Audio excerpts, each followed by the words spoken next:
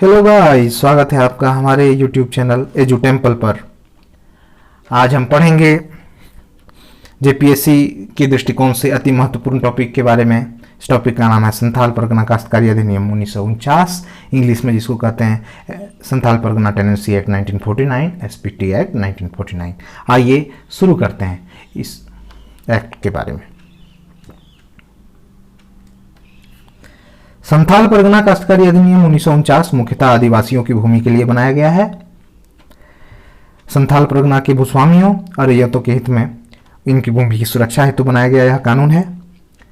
यह एक्ट संथाल परगना के सभी 6 जिलों में लागू होंगे। यह 6 जिले हैं: देवघर 1, दुमका 2, गोड्डा 3, पाकुड़ 4, साहिबगंज 5 और जामताड़ा 6।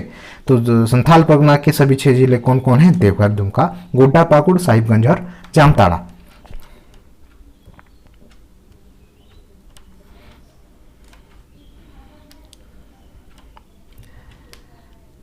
इस एक्ट में 9 अध्याय और 72 धाराएं हैं। इस एक्ट के अति महत्वपूर्ण धाराओं को संक्षेप में और मूल रूप में जानने का प्रयास करते हैं। अध्याय 1 में धारा 1 से 4 तक है। इसमें इंट्रोडक्शन है। धारा 1 के अनुसार यह अधिनियम संथाल परगना काश्तकारी अधिनियम 1949 कहलाएगा। पूरक प्रावधान: यह उस तारीख को लागू होगा जो राज्य सरकार अधिसूचना द्वारा नियत करे। यह समस्त संथाल परगना में लागू होगा।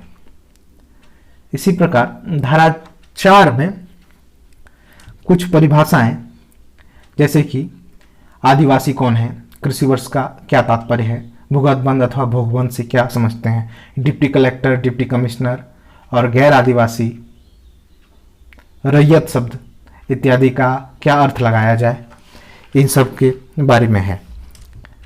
रैयत से तात्पर्य जमींदार से भिन्न किसी व्यक्ति से है जिसने स्वयं अथवा अपने पारिवारिक सदस्यों अथवा भाड़े के मजदूरों द्वारा जोतने के लिए भूधारण करने का अधिकार प्राप्त किया है और इसने ऐसा अधिकार प्राप्त किया है उस व्यक्ति के स्वार्थ का उत्तराधिकारी भी सम्मिलित है।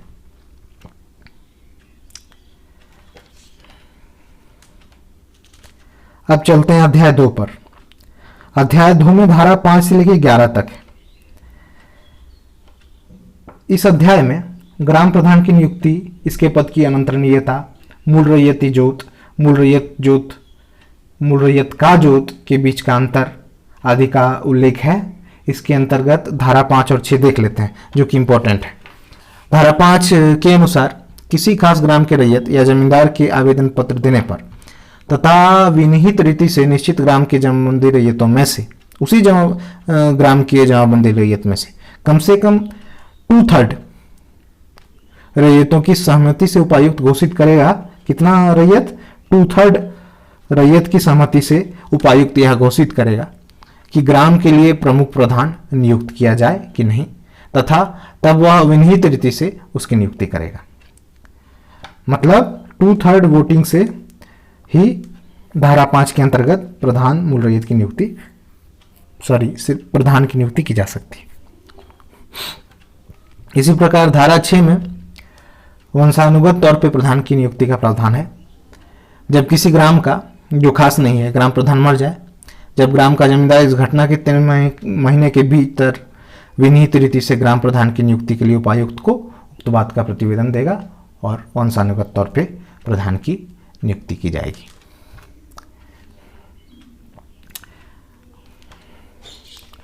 अब अध्याय 3 के बारे में जानते हैं।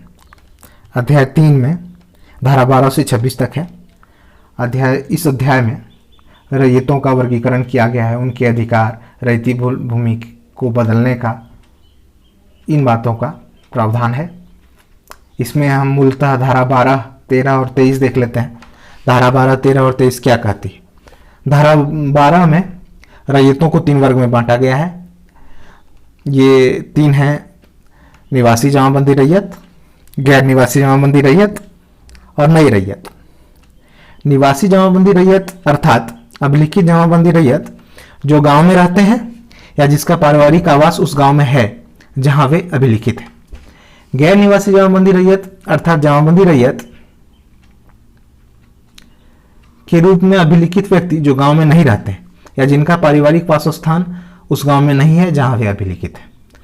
और तीसरा नई रैयत अर्थात वे व्यक्ति जो नई रैयत या नूतन रैयत के रूप में अभिलिखित है।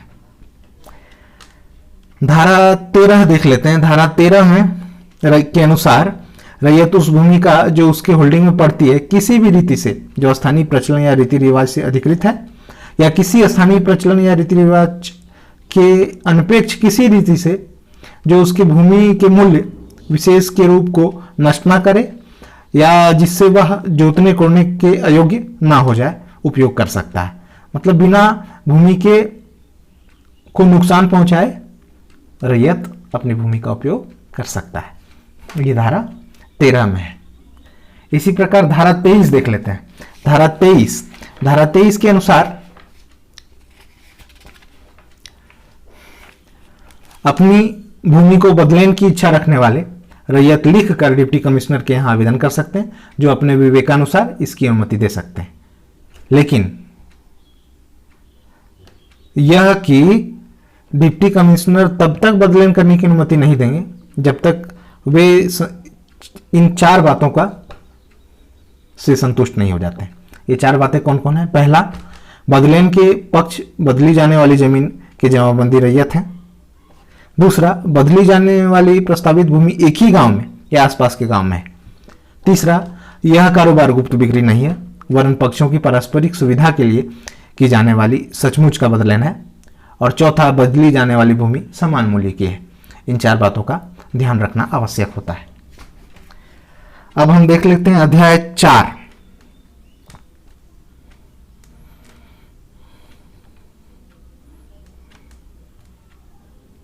अध्याय 4, 5 और 6। अध्याय 4 में धारा 27 से 42 तक है। अध्याय 4 में धारा 27 से 42 तक है। इसमें बंजर भूमि एवं खाली पड़े होल्डिंग की बंदोबस्ती का उल्लेख है अध्याय 4 में। तो अध्याय 4 में बंजर भूमि एवं खाली पड़े होल्डिंग की बंदोबस्ती करने संबंधी प्रावधान है। तो इसमें हम देख लेते हैं धारा 27, 28 और 42 जो कि इंपॉर्टेंट है। धारा 27 क्या कहता है, 28 क्या कहता है और 42 क्या कहता है। धारा 27 के अनुसार बंजर भूमि की बंदोबस्ती विनिहित प्रपत्र में पट्टे या अमलनामे के द्वारा की जाएगी। पट्टा या अमलनामा की 4 प्रति तैयार की जाएगी। कितनी प्रति? 4 प्रति तैयार की जाएगी। 1 प्रति संबंध रैयत को दी जाएगी, दूसरी प्रति डिप्टी कमिश्नर को, 1 प्रति जमींदार को भेजी जाएगी और 1 प्रति ग्राम प्रमुख या मूल रैयत द्वारा जैसी दशा हो रख ली जाएगी।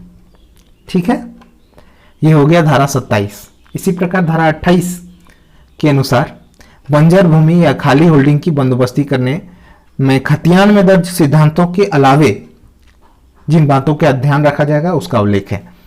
तो 4 बातों का ध्यान रखना होता है बंजर भूमि की बंदोबस्ती करने में। ये 4 बात कौन कौन से हैं? पहला, प्रत्येक रैयत की आवश्यकताओं तथा उसकी आबाद लायक बनाने और आबाद करने की क्षमता के अनुसार भूमि का उचित वितरण। दूसरा है ग्राम जनता, समाज या राज्य के प्रति की गई सेवाएं हेतु विशेष अध्यर्थन या दावा। तीसरा है रैयत की जमाबंदी भूमि से बंजर भूमि का सानिध्य या साम्य, प्रॉक्सिमिटी जिसको कहते हैं।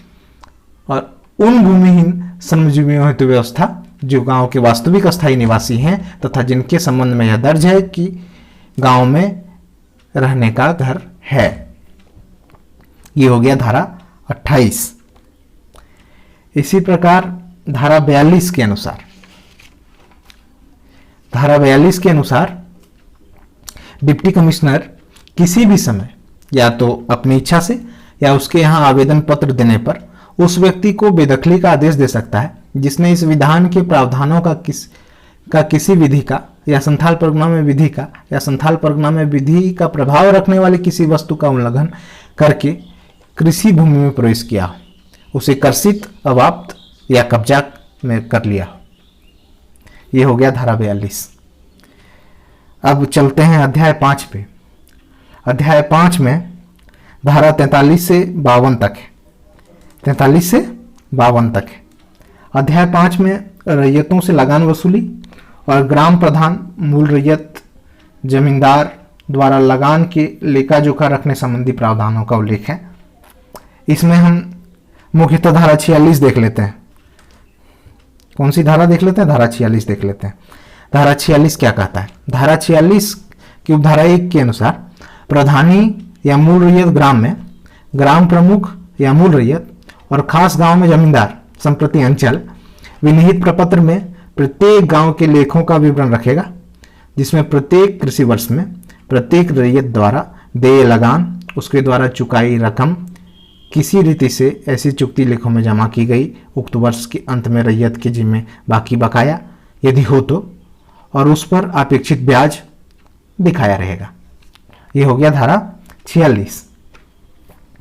अब चलते हैं नेक्स्ट अध्याय में, अध्याय 6। अध्याय 6 में एक ही धारा है, धारा 53, जिसके अंतर्गत भवन निर्माण, कौन सी धारा है? धारा 53, जिसके अंतर्गत भवन निर्माण तथा अन्य प्रयोजनों से भूस्वामी द्वारा भूमि का अधिग्रहण किए जाने के संबंध में बताया गया है। ये बहुत इंपॉर्टेंट नहीं है, इसमें एक ही धारा है। अब चलते हैं अध्याय 7, 8 और 9 की ओर। अध्याय 7 में किस बात का उल्लेख है, अध्याय 8 में किस बात का उल्लेख है और अध्याय 9 में किस बात का उल्लेख है।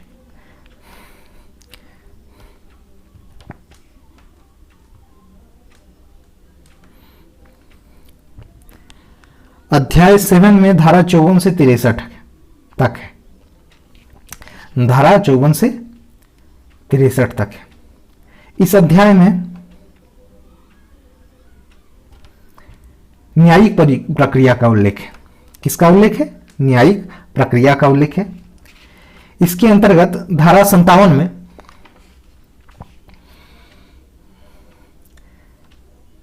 इस एक्ट के अनुसार धारा 57 में दिए गए आदेश के विरुद्ध अपील संबंधी नियम का उल्लेख है। इसी प्रकार धारा 58 में दूसरी अपील के संबंध में उल्लेख है। धारा 59 में आदेश के पुनरीक्षण या यूं कहें रिवीजन का प्रावधान है। धारा 60 में कमिश्नर पर्याप्त कारणों से जिन्हें वे लिखित रूप में अभिलेख करेंगे किसी आदेश का जिसे उन्होंने स्वयं अथवा उनके पूर्वाधिकारी ने इस एक्ट द्वारा प्रदत्त किसी अधिकार के प्रयोग में दिया हो, पुनर्विलोकन पुनर्विलोकन जिसको कहते हैं रिव्यू कर सकते हैं। ये हो गया धारा 60। अब अध्याय 8 देख लेते हैं, जिसमें धारा 64 से लेकर 66 तक है। इस अध्याय में तमादी जिसको कहते हैं लिमिटेशन या परिसीमन के सामान्य नियम के बारे में बताया गया है। इसके अंतर्गत धारा 64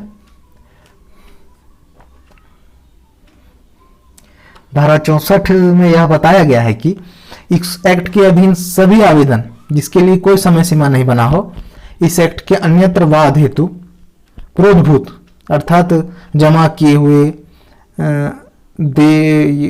दे होना के दिन से 1 वर्ष तक जमा होंगे, बशर्ते कि धारा 42 के लिए आवेदन में तमादी के लिए या परिसीमा के लिए कोई समय सीमा नहीं होगा। ये बोलता है धारा 64। अब अध्याय 9 देख लेते हैं। अध्याय 9 में किस बात का उल्लेख है? अध्याय 9 में धारा 67 से 72 तक है। और इस प्रकार अध्याय 9 में अब तक बताए गए प्रावधानों को छोड़कर अन्य बचे विविध प्रावधानों का उल्लेख है, जैसे कि धारा 67 में अर्थदंड का प्रावधान है। इसी प्रकार अंतिम धारा 71, देखिए अंतिम धारा 72 में इस विधान की कोई बात संथाल परगना में लागू किसी अन्य विधि को जो इस विधान द्वारा स्पष्टता या आवश्यक उपलक्षण द्वारा रद्द नहीं की गई है प्रभावित नहीं होंगे। जब किसी अन्य विधि के प्रावधान इस विधान के प्रावधानों के विरुद्ध, इस एक्ट के प्रावधानों के विरुद्ध या इससे असंगत होंगे, तब इस एक्ट के प्रावधान प्रबल होंगे, ऐसा बताया गया है। यह हुआ एसपीटी एक्ट संक्षेप में। हमारा यदि यह वीडियो अच्छा लगा हो तो वीडियो को लाइक करें, कमेंट करें और हमारे चैनल को सब्सक्राइब अवश्य करें। इससे हमें और वीडियो बनाने का जज्बा मिलता है। धन्यवाद।